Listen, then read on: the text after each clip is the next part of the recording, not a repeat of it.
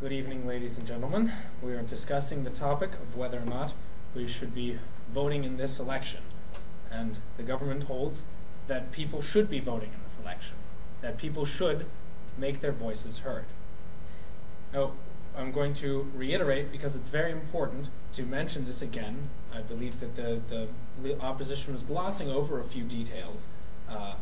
It's important to reiterate what democracy means. And democracy, we express our opinions. All of us are meant to express our opinions on the way that society is being governed. Now, we might say that some members of society aren't fit for deciding things, and I think that this is a rather disillusioned and ill way of looking at the world. While not necessarily everyone is able to make decisions, I mean, of course, we have people who are mentally unstable. I believe that the majority of people are still able to make a rational decision and to decide whom to govern them. Now, if we look at how history pans out, with people being able to decide who is their leader, we have the advantage of being able to say, this person has ideas that I agree with, and we can make the government the way that we want it to by electing a person to hold office and to express our opinions. Now, if only a select few people vote, of course, then only a select few people will have their opinions expressed.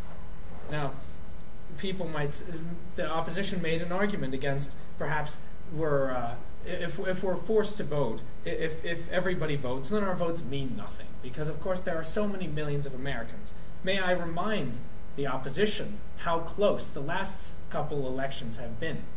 Now, if you come down to a margin of only a few hundred votes, what does that mean? That means that the votes are very close. That means that you had a chance to vote in that election. You could have made a difference. A few hundred people could have tided the election over to the other side. You could have gotten what you wanted. But instead, if you didn't partake in the election, nothing happens.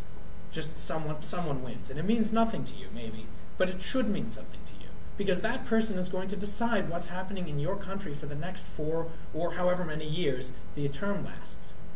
And we have our system set up so that the people will leave office after a couple of years. Sure, that's great. But what if someone decides, I'm going to be in office, and no one really disagrees with them, and they say, I'm going to have a 3rd presidential term, and maybe a 4th and a 5th, and how about a 16th? Or how about we have someone who just stays in office for forever? No one's opposing the idea because no one really wants to vote. Now, sure, we might have a couple people expressing their opinions, but a few people can be stomped upon. If you have a couple people making an opinion, you can easily, as a corrupt leader, you can easily run over these people. And it's no surprise that corrupt governments, governments where the people are not given the opportunity to decide their fate, to decide who is leading them, that these people are unhappy because the leaders are corrupt. And while democracy may not be completely free of corruption, it is certainly an opportunity for the voters to decide if they decide that someone has been in office for too long and his ideas are contrary to what they want, then they have the opportunity to depose him. Now, if we're talking about the choice to vote, some people might say, well, I don't choose to vote, I don't have to vote. What are you really saying if you say that you don't have to vote? Well, what you're saying is that you don't care. You don't care what happens to your country enough to make the small effort that it takes to go to an election and express your opinion. And more importantly, the effort that it takes to educate yourself about the topics at hand. Now, the opposition mentioned how the public is uneducated and they don't know what's going on. And yes, this sounds like a very sorry state of affairs. But there's no reason why that public can't be educated. Or why, for that matter, they aren't completely educated. We don't have to have people knowing everything about government in order to make a decision. If people feel that lawmakers have the right idea about things, if they feel that abortion should be legal, and they have a candidate who agrees with this position, then there's no reason why they shouldn't make this call, why they shouldn't say that this person should be in office, as opposed to someone who opposes a particular point of view. So, getting back to the fact about education, I believe that it is every person's duty, as living in a democracy, to educate themselves about the issues and to make sure that they can actively participate in government. Now, by actively participate in government, I mean that they should vote, that they should express their opinions, and that is part of democracy. Not necessarily just voting, but expressing your opinion in general. Activist groups, etc.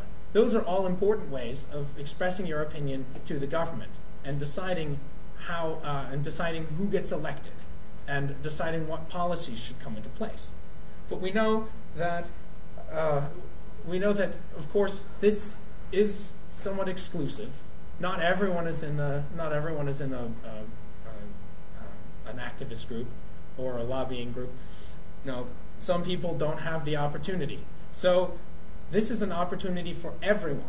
Everyone who is a U.S. citizen who is eligible to vote can vote.